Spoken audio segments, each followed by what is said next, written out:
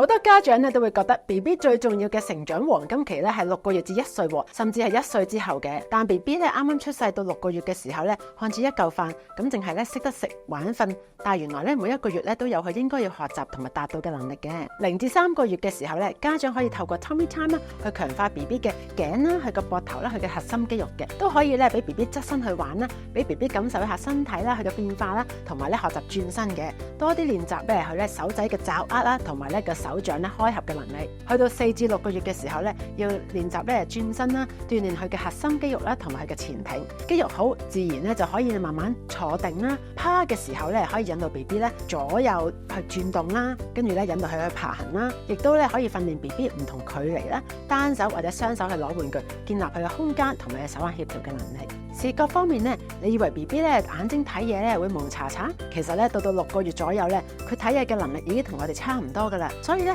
訓練視覺咧可以由1個月啦，俾黑白卡佢哋睇啦，到慢慢俾一啲咧線條分明嘅圖畫佢哋睇嘅，咁啊練習個視覺追蹤啦、眼球專注嘅能力。聽覺嘅話，家長可以揾唔同嘅聲音咧去訓練 BB 嘅聽覺、語言同埋社交能力咧。2個月開始咧 ，BB 咧開始會咁講嘢喎，所以家長咧可以多啲同 BB 咧去互動啦，同佢傾偈啦，引導佢咧發出聲音，學習溝通，建立親子嘅關係。